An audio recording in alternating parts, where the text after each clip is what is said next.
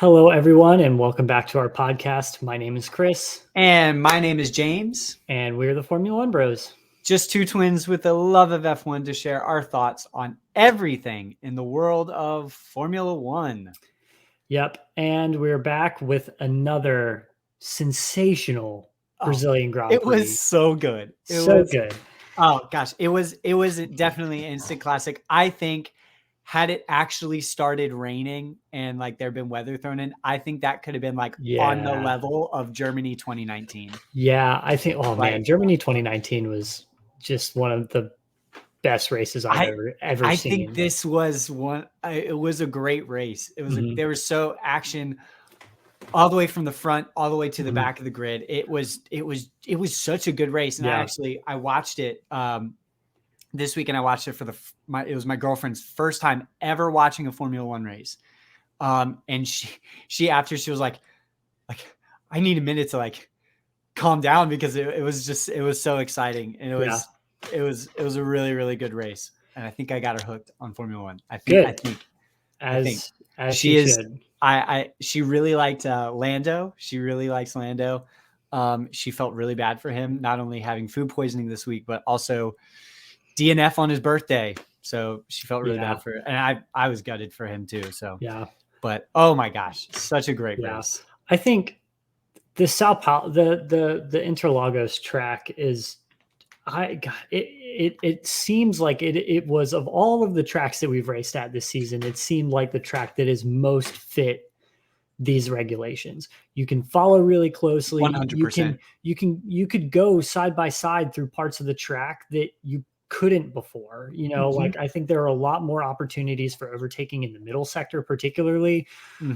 There's action, like you said, all the way up and down the field. The race had everything. It had safety cars. It had virtual safety cars. It had, accidents. It had, a race against the weather. It had teammate drama. It had almost a back to front, comeback for a driver, for two drivers. And, I think that it was just a really incredible race. I think definitely the best one of 2022. Oh yeah, I totally agree. Now, hopefully we can get a banger in Abu Dhabi, but that track has always typically been a snooze fest. But I think that the thing that makes me hopeful for that, though, is all of the reconfigurations of the track plus the 2022 regulations. Yeah, I think it will definitely be better than it has in the past. Say, for example, like 2010. Yeah, 2010 or 2019 too was particularly boring, except for Nico Hülkenberg. Yeah, but yeah, I think and Brazil always chucks up really good races. I mean, you look at 2000, 2008, 2010, 2012. What year was it in? I think, was it 86 when Ayrton Senna won at Brazil for the first time? And his car was like stuck in sixth gear. He had one gear left by the time, and it took everything out of him just to get to the end of the race, and he won.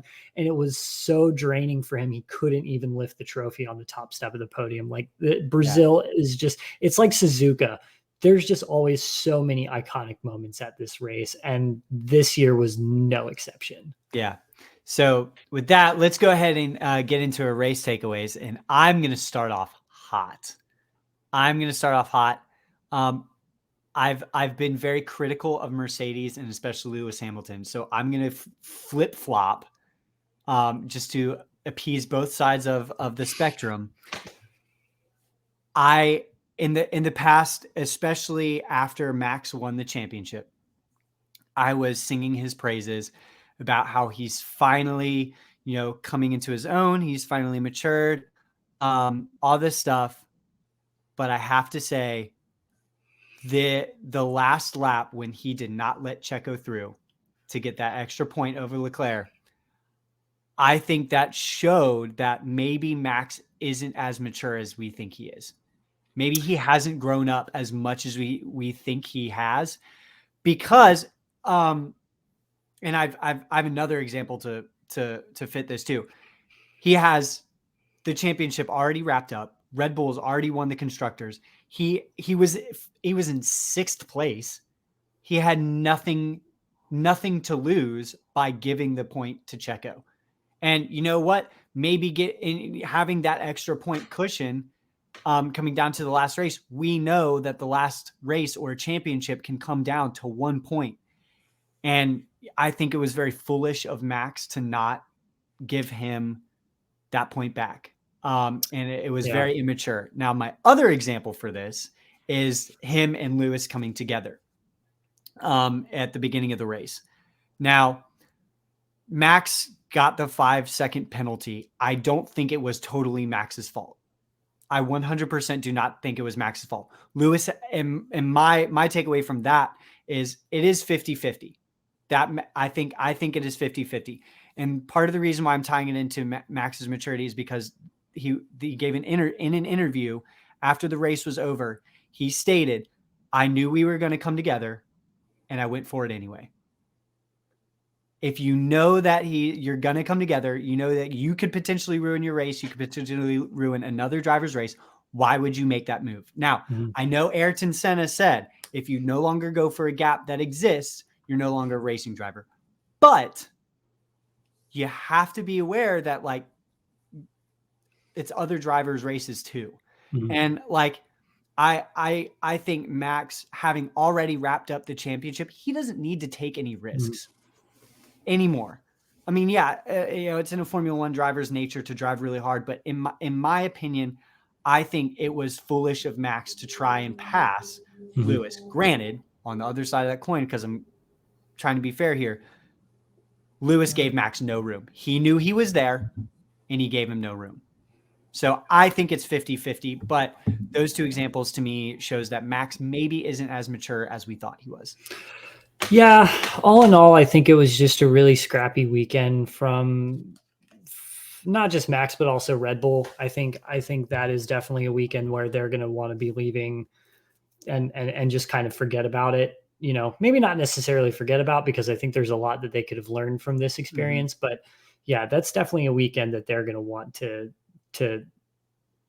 get away from it. Yeah, get away from in a hurry, which is unfortunate because it's a track that they've gone well at. It's a track that Mercedes has gone well, and they've already, like you've said, they've already wrapped up the championship. And, at this point, a lot of the teams are literally just trying to do as much, like all of the testing and racing and everything and the upgrades that teams are bringing now, that's for 2023. Like, why take big risks like that when you really have to be thinking about next year and everything? And it's just, it's a lot of boneheaded moves. I don't necessarily think that the Lewis Hamilton Max Verstappen incident, I see that as more of 60-40 on the side of Lewis Hamilton, just because, Max was alongside enough that I imagine he would have been able to see Max in his mirrors and just didn't. For someone that has as much experience as Lewis Hamilton, just did not nearly leave the amount of space that I think that he should have. Granted, I've never driven an F1 car. I don't know what the field of view is like. And we've heard drivers say that the field of view is not as great as it was in past iterations of these cars. So maybe that had something to do with it. But I really think with a driver of Lewis Hamilton's caliber, he's literally the greatest of all time. Yeah. Maybe he should have just, and knowing his competitors, he should have just left a little bit more room. I think Max did not need to be that aggressive. But I just think all in all, just a boneheaded weekend for Max. Yeah, I would agree. My biggest race takeaway is that I have been very critical of recent weeks of George Russell and his driving, but he 100% deserved this win, and to see him finally do it, especially after Sakir 2020, Like that, it was heartbreaking to watch. And I know pretty much the whole F1 fandom was rooting for him because he Oh, was yeah. driving the wheels off of that Mercedes. Oh, yeah. And I think everybody was rooting for him, and to see him finally get his vindication from that at a track that Mercedes does really, really well at, was really great to see. So big round of applause to George Russell. I'm sure Nicky Lauda would be taking off his hat for George. 100%. Yeah, that was so cool to watch. I had tears in my eyes as George was coming around, and even Laura, my girlfriend, who has like no context at all as for George Russell and everything that he went through. She was like, "Yeah, go George." So gosh, so that was really cool. And I think also with George Russell's victory, he gets Mercedes' first win of the year. I think if Lewis Hamilton really wanted to win that race, he would have. I think he could have. He just, the pace that he's been getting out of that car recently has just been mind-boggling for how that car is driving. Yeah. And it was really good to see Mercedes get their first victory of the year at a track that is so famous. They've done very well at. In a country that is so beloved by Lewis Hamilton, and in a country that loves Lewis Hamilton. And for Mercedes' first victory of the year to be in Brazil and to be a 1-2 was surprising and great to see, I think. If you had told me after Bahrain that they would even win a race this year, I would have said you're joking. Yeah, but no way. Yeah, I'm really glad to see that, and for that win to be a 1-2. Yeah, it's really good, and I think that is, if that really is an indication of the progress that they've made and what we're going to see in 2023, I think between Ferrari, Mercedes, and Red Bull, if Ferrari can get on top of whatever they've got going on, they have many problems, but if they can get on top of some of their stuff, they can build a car that doesn't eat tires as much, and they can figure out their race management strategies. Yeah, that championship battle between those three teams and those six drivers is going to be unbelievable. And I think we're starting to finally get a taste of where Mercedes is going to be at. I think if they do well in Abu Dhabi again, I think then we'll start to, I think that'll give us a little bit better of a picture. Yeah. But yeah, I think, all in all, really great race for Mercedes. And I'm really happy to see them get that. I'm saying this through gritted teeth as a Ferrari fan, but we've had nothing to show for this season. It's really great to see them get the result that they got. And for Ferrari to get P3 and P4 right behind them, I think that was the first time that Ferrari really were able to capitalize on the misfortune of others. They were right there, third and fourth when Red Bull weren't. And, I think they should have been ahead of Mercedes if the tables were turned, but that's neither here nor there. Yeah. And that kind of goes into to another race takeaway that I have is, especially with Charles, and his drive after, the opening laps, tussling with Lando Norris, and then, getting punted off and having quite the bonk on the wall. I immediately thought, like, as soon as I was like, I even said, I was like, oh, Charles is out. I think everybody thought his race was over. And then he kept going, and then to come back from 18th place to finish fourth in that race. And that's not the first time that has happened this season. Nope. So hats off to Charles and Fernando too. Fernando started 18th and finished right behind him in fifth. Those two drivers put on a show yesterday, and that was fun. That was really fun. And as much as we've criticized Max Verstappen was right down there in 18th position behind Charles after his tangle with Lewis Hamilton, and he came back and finished sixth. Yeah. So, all in all, I think a really great day for those folks. My biggest, another race takeaway that I have is you mentioned the contact between Lando Norris and Charles Leclerc.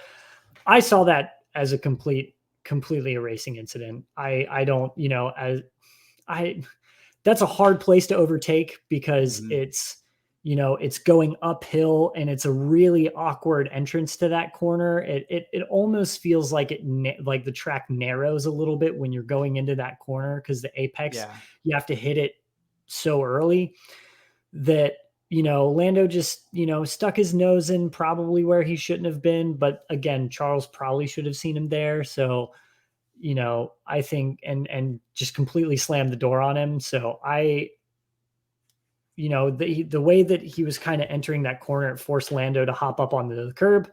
And that curb right there is not forgiving. And, Lando just understeered into him. And, the contact was made.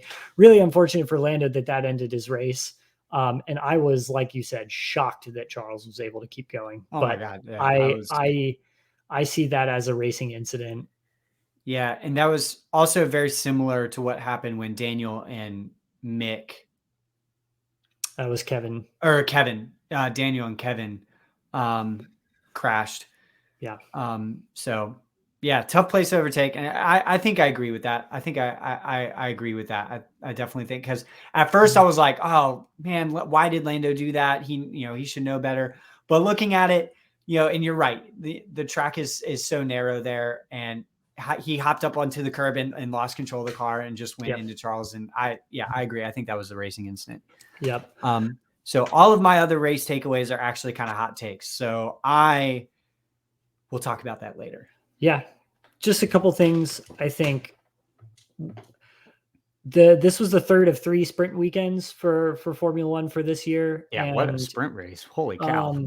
Yeah, I want to talk a little bit about that because Austria and Imola were really weird places to have a sprint race, especially Imola.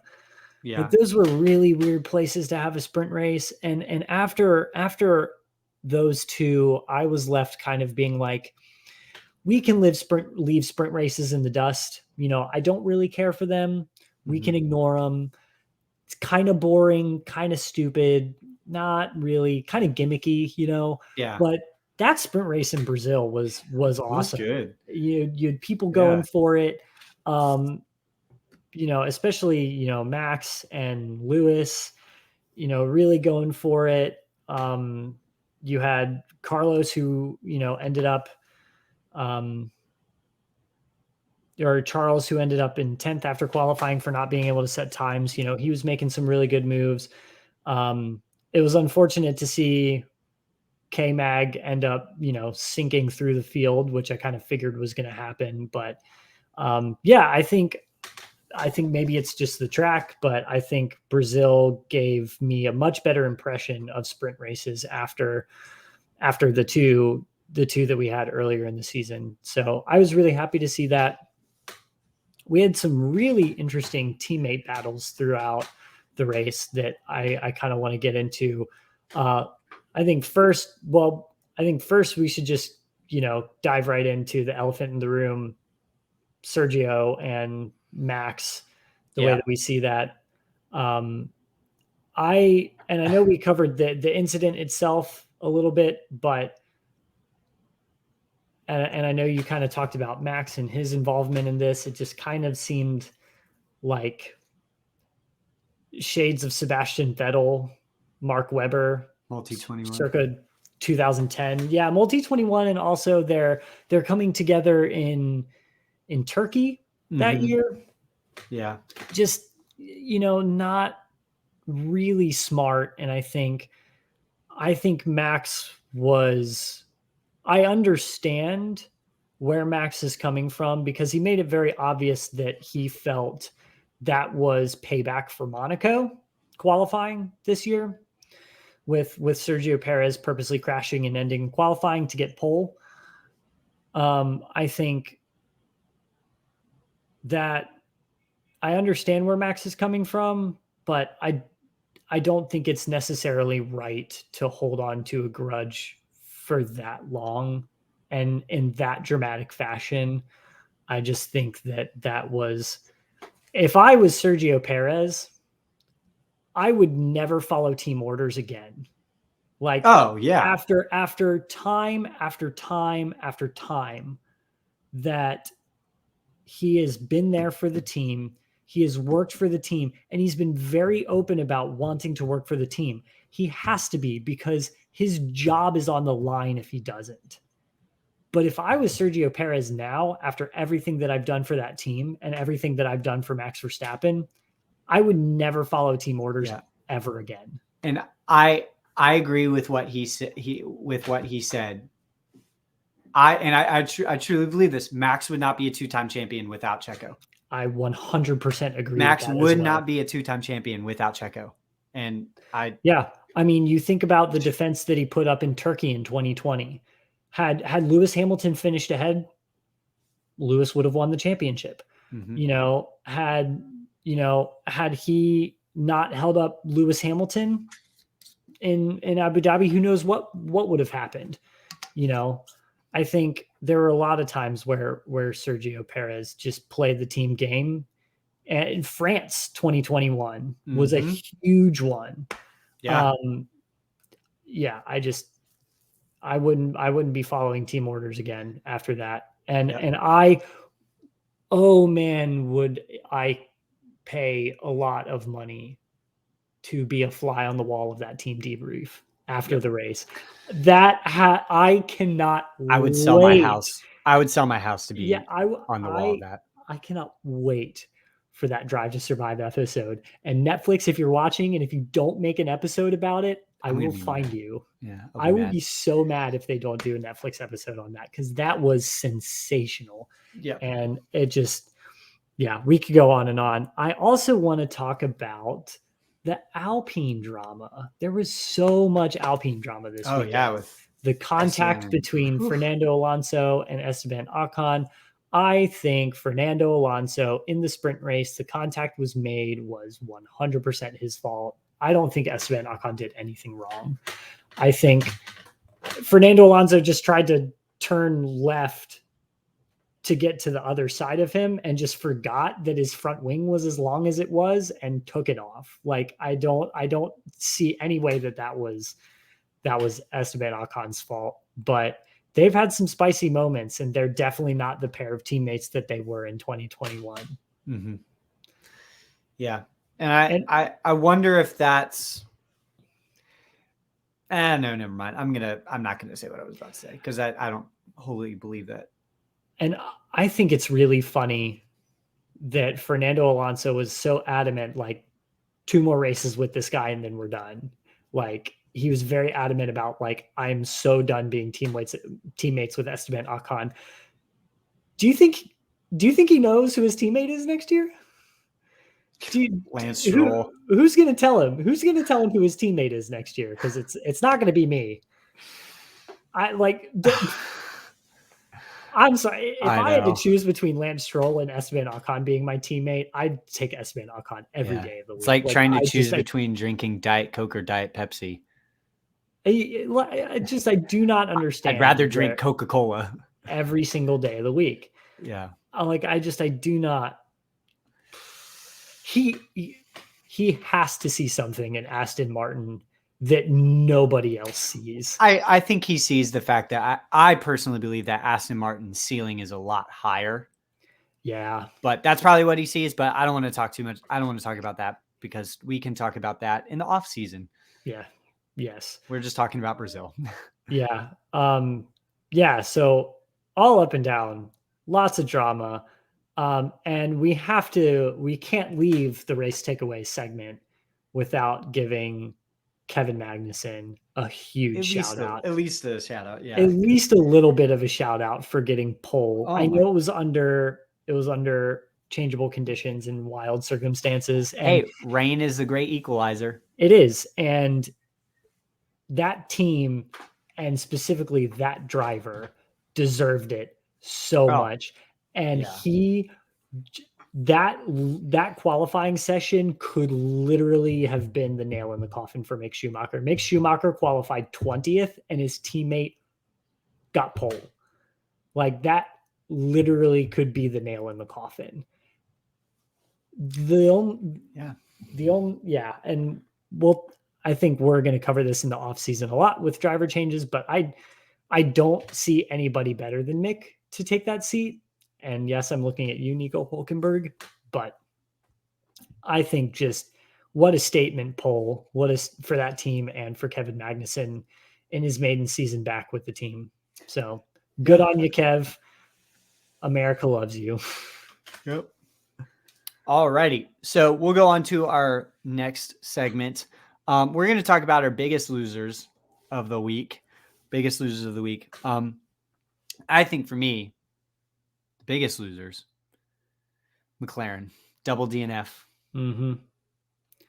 Yeah, it's unfortunate. I think it was just a mistake by Daniel, but with a reliability issue, getting Lando. That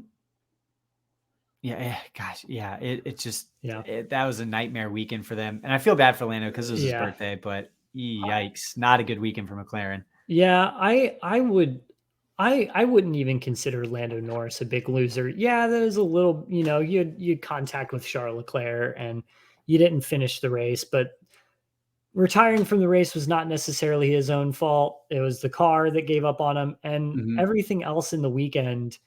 He was really solid the whole weekend.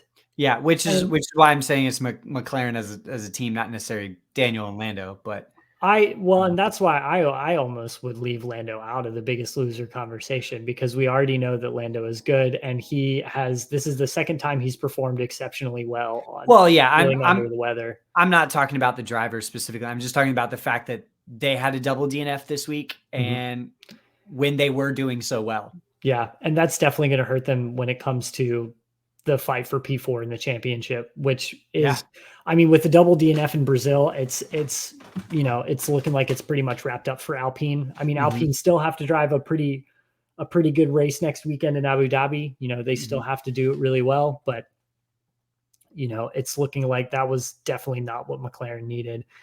And I'm just going to also throw, I'm going to throw Haas into there, Mick Schumacher qualifying 20th. He ended up finishing, higher than that, but super bummed for Kevin Magnussen. Yeah. And on Kevin Magnussen real quick, I think there wasn't really anybody talking about this, but, I think the way that I saw that incident with Daniel Ricciardo, I think he had every right to back off of the track and try and get off the track, because he had the whole grid basically coming his way. Yeah. He had the whole back half of the grid coming his way and just wanted to get off. And it just happened that Daniel was there and plunked him. And, so I don't, again, another racing incident. I think in those regards, I think, the two incidents with the McLaren drivers, deeming them racing incidences, I think that was the right call. Yeah. I definitely think that was the right move. Yeah, super bummed for them. Super bummed for the Williams crew as well. Especially with how Alex Albon has been performing. But counting down the days until Alex Albon has a reputable teammate. Yeah, so close. Yeah. Hopefully, right. Hopefully a reputable teammate, because we still don't know who we don't know about Logan, but all right. So we'll go to the flip side of the coin. Chris, why don't you start us off with who your top performer of the week is? Who's your top performer? I've got to go George Russell. Yeah. I got to go George Russell, really good in qualifying, won the sprint race. He did everything that he needed to this weekend. He was, he just capitalized on every opportunity that he needed to this weekend. I think he, if there was ever a maiden win in Formula One, he definitely did it in the right way. He deserved it. And he is now the 113th different Formula One Grand Prix winner. So I gotta go. I gotta go with George Russell. I'm gonna go now. I know it's for the whole weekend, but I'm gonna go with Charles, because one, qualifying was not necessarily his fault. His team put intermediates on when everyone else was on slicks. That was dumb. Which I just saw some very spicy news about Ferrari drama, which I'll talk about later. I have no idea what you're talking about, so I'm excited for you to say that. Yeah. But after qualifying 10th, working his way up, having a bonk with Lando Norris, and then going all the way back down to 18th, going and then finishing 4th. On the race, it was a stellar. Again, a stellar. I've already talked about this, but stellar race for him. A really, really good weekend. I think this is a weekend where he can be proud of, and I think Charles can feel good going into Abu Dhabi. Yeah, I think so too. Yeah, the drive that he did coming through. I think the safety car and the virtual safety car helped. Mm-hmm. But again, this is another thing where Ferrari, in order for him to capitalize on that, had to make the right decisions, and they did. They did finally. For the second race in a row, they finally made the correct decision when it comes to strategy. So I think, I want to manage my expectations here being a Ferrari fan, but hopefully that's a good sign of that, they're starting to work themselves out for next year. So we'll see what happens, but yeah, incredible for Charles. I'll talk about that later. I'm so something that I don't. So I'm all right. I do know something. All right, we'll go on to our hot takes of the week. And I've got a couple here. Or I've got two. My first one, and this is kind of going along with Charles. I think Charles, especially this second half of this season, I think Charles has shown that especially after the summer break, Ferrari has done everything in their power to sabotage Charles's championship. I think Charles, with how awesome he has been driving and how good he has been, I think we're starting to see Charles maturing into a driver who's ready to win a championship, who's ready to fight for a championship. That's my hot take. And this week, there was another race recently where he had to climb back. After, and I think he started at the back for an engine penalty and climbed up.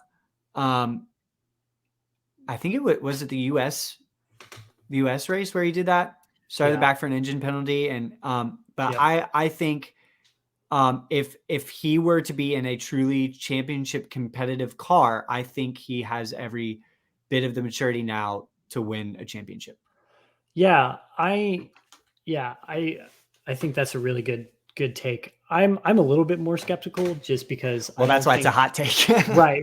Yeah, for sure. I personally, and again, this is just me managing my expectations as a Ferrari fan. And I'm going to, I think I personally have not had a large enough sample size, from the second half of the season for him. I think he, as a driver, is there or thereabouts. I think I don't think as a driver he has the edge on Max Verstappen. Oh no, I don't. There are very few people that have the edge on Max Verstappen. Those being, I think the only person that has an edge on him is Lewis. Yeah, that's literally it.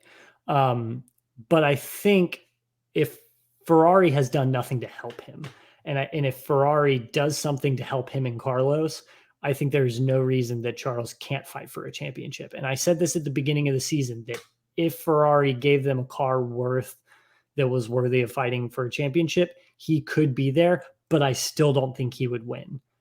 I think now we're starting to get into a territory where that might be a possibility. I personally just haven't seen enough toe-to-toe with Max Verstappen in the second half of the season.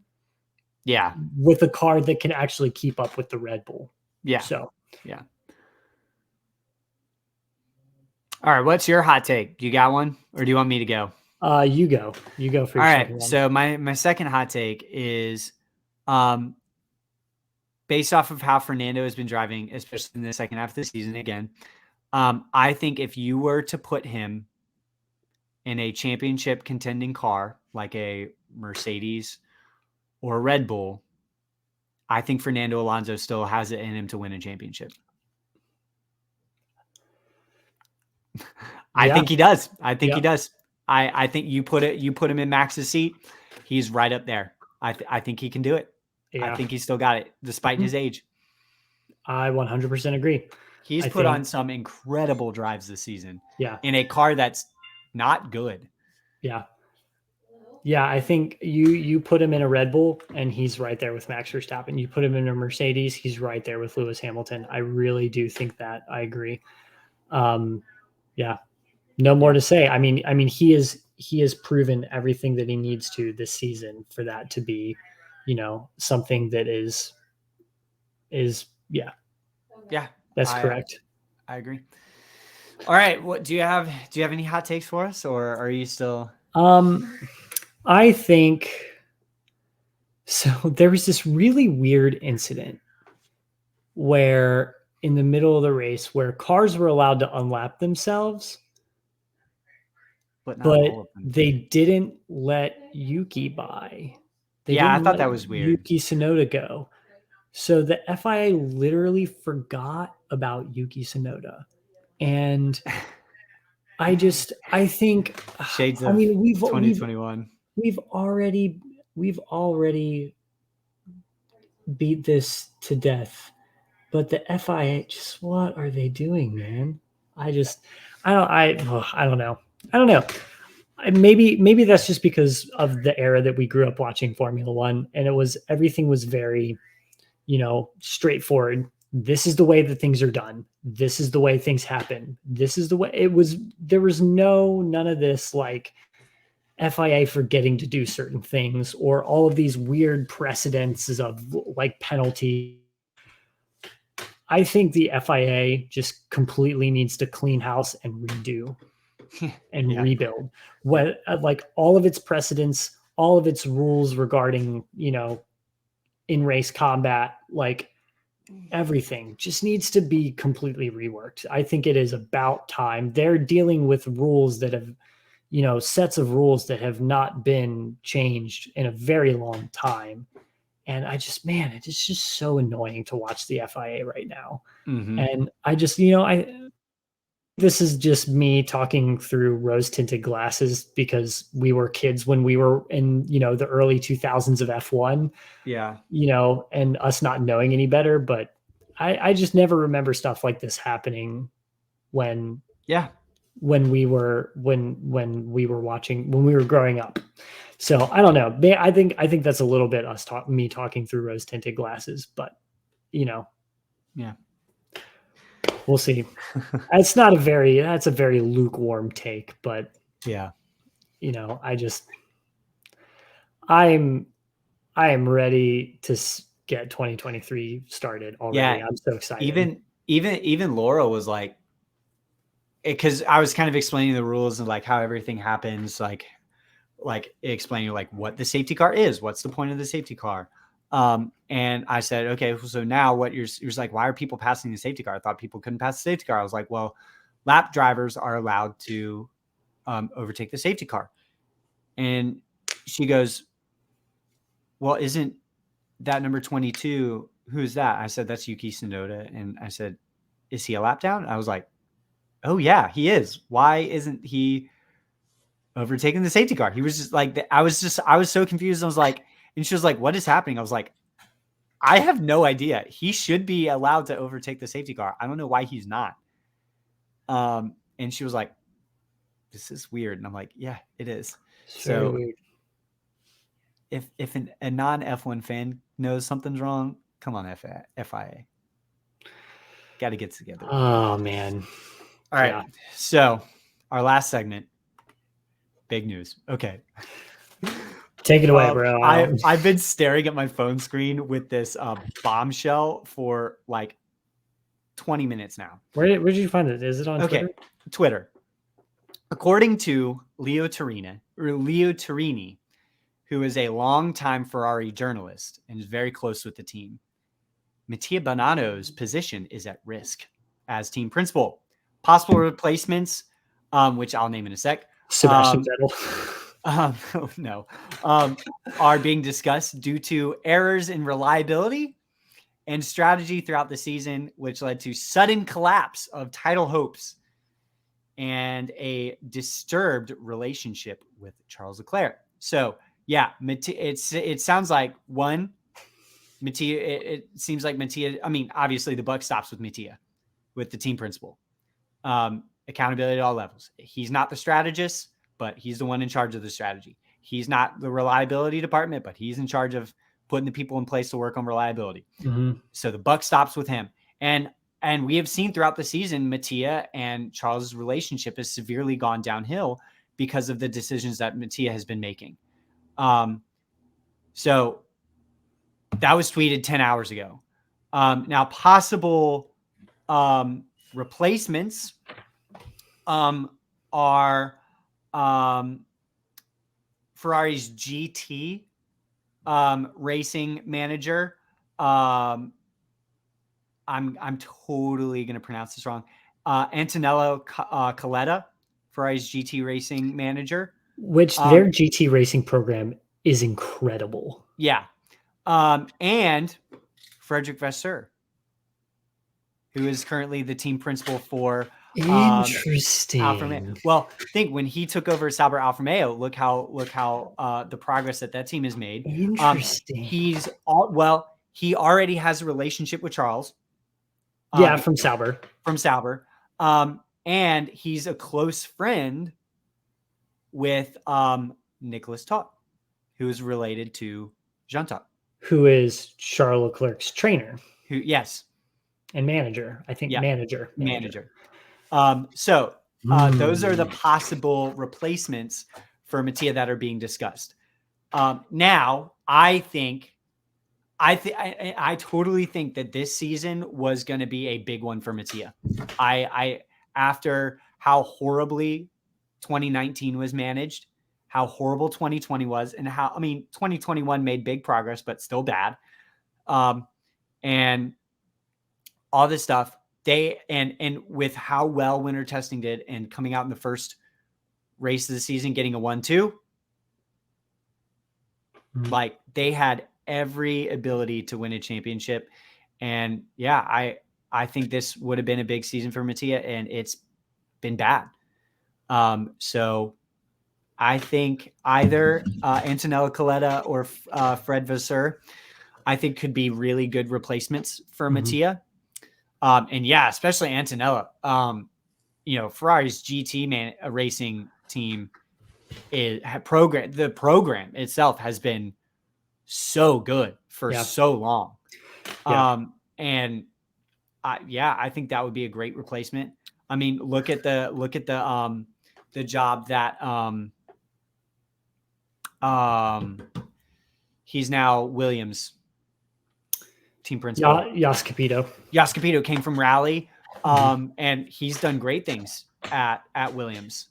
In that car, I think, again, having two reliable drivers will be able to be more accurate to tell where that team is at. But look where that team has come since he has been placed as the team principal. So I think those will be good hires. And I think maybe it's time for Mattia to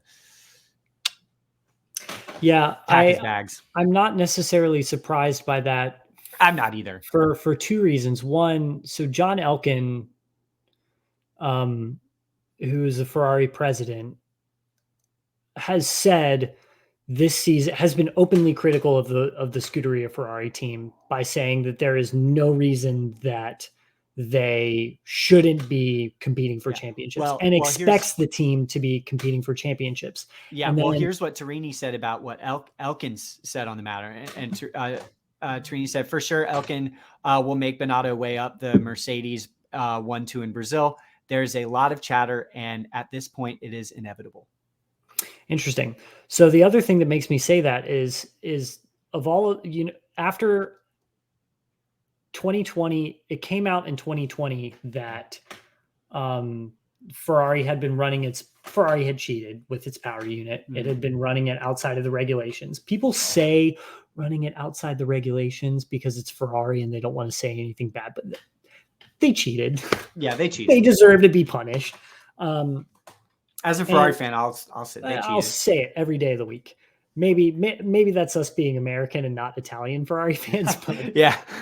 yeah, it's way easier for us to see it from the outside. But anyway, after that happened, he sort of reconsolidated the team structure so that literally everything reported to him.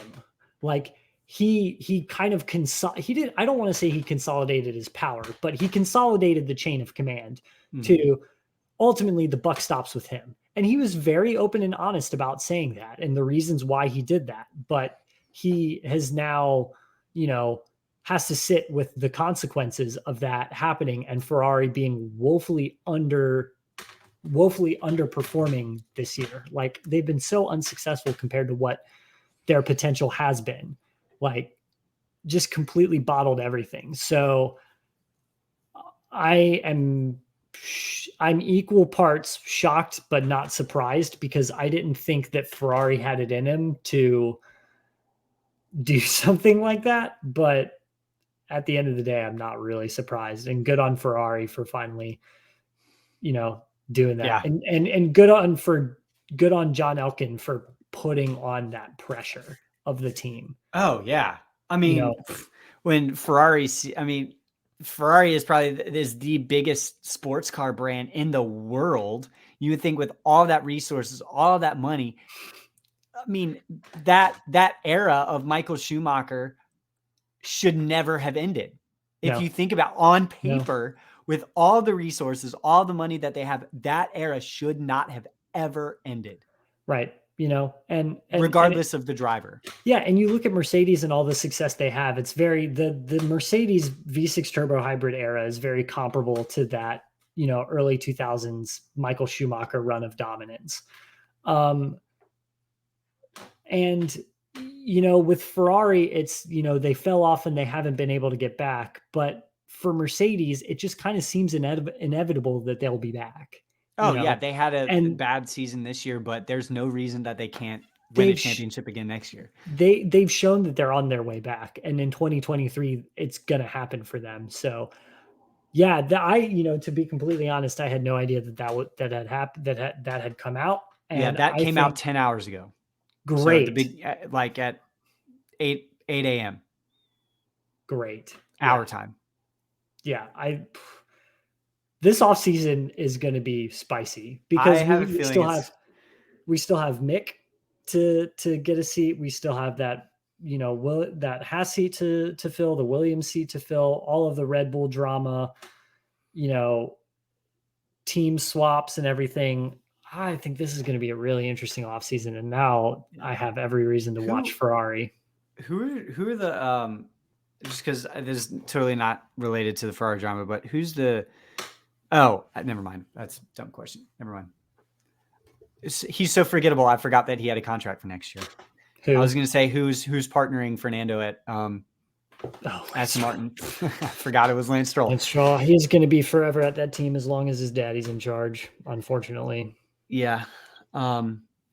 Speaking of that team, we'll wrap up this episode. And I don't want to get too sappy yet because we still got one race, but Sebastian Vettel is leaving us.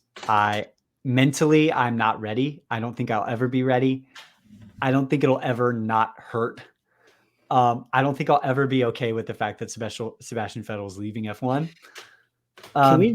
Can we just make I dedicated Ferrari fan since I started watching Formula One when I was in like kindergarten. Okay.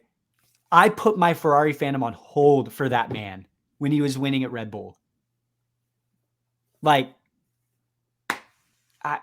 he's a hero of mine. He is a hero, right? To me, up there, right next to Michael. Like, I don't get very emotional over sports. Like, I don't. I do. Like watching football, even with F1, like watching American football or whatever. Like, it's just a game, but it's just a race. But like this man, Sebastian Vettel, was my entire childhood, or a huge part of my childhood.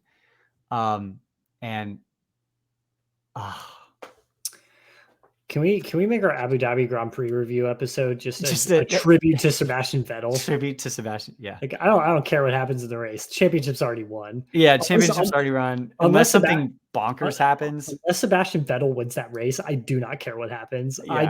I like the only thing that I'm going to care about is the fact that Sebastian Vettel is never going to be in Formula One again.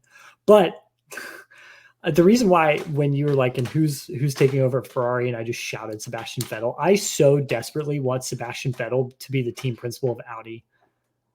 German team principal at a German team. I want that to happen so He has bad. said he's not ruled out a return to F1 in some other role. So who knows? Maybe. I want him to be team principal. Maybe Audi came to him and was like, hey, want to be our team principal? Yeah. What if? I want to see that happen. Oh, what if? I want to see that happen. Yeah.